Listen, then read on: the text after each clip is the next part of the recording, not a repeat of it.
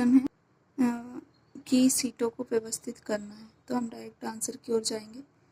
जिसमें राज्यसभा में 16 सीटें, तो लोकसभा में 42 सीटें हैं। कहाँ पे? पश्चिम बंगाल में। फिर है 18 है तमिलनाडु में राज्यसभा से, तो 39 है लोकसभा से। उड़ीसा में 10 सीटें, तो 21 सीटें हैं लोकसभा से। कर्नाटका में है राज्यसभा में 12 सीटें, तो 28 सीटें लोकसभा में। तो इस प्रकार से यहाँ पे राज्यसभा लोकसभा की सीटें दिखाई देती हैं। राज्यसभा के बारे में हम विस्तृत जानकारी लेंगे, जिसमें राज्यसभा भारतीय संसद का ऊपरी सदन है। राज्यसभा की कुल क्षमता 250 सीटें हैं, जिसमें 238 राज्य और केंद्र शासित प्रदेशों को विधानसभा द्वारा चुने जाते हैं और 12 राष्ट्रपति द्वारा मनोनीत किए जाते हैं।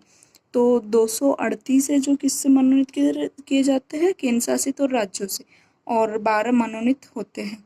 तो 250 सदस्य हैं। वेरी इंपॉर्टेंट एक संख्या आ सकती है।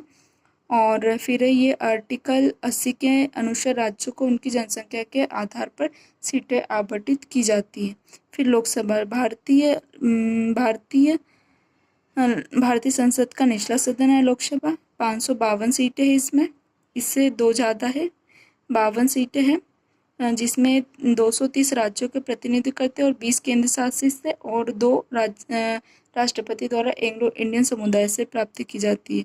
फिर राज्यों की सीटों का आवंटन संविधान के 81 में किया गया, जहाँ पे राज्यसभा का 80 में था, तो यहाँ पे 81 में किया गया है। ओके। संसदीय प्रतिनिधि का महत्व। अधिक जनसंख्या वाले राज्यों में आमतौर पर संसद के दोनों सदनों में अधिक सीटें होती है, जिससे आनुपातिक प्रतिनिधि सुनिश्चित करते हैं।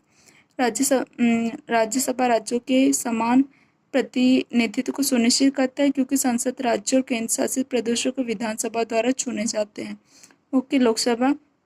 लोकसभा सीटों के प्रत्यक्ष प्रतिनिधित्व के सिद्धांत पर जोर देता है। तो इस प्रकार से राज्यसभा लोकसभा वेरी इंपॉर्टेंट है। इनकी सीटें आ सकती है आने वाले एग्जाम में भी, वेरी इंपॉर्टेंट है, या उनकी सीटें पूछ सकते कितनी सीटें हैं।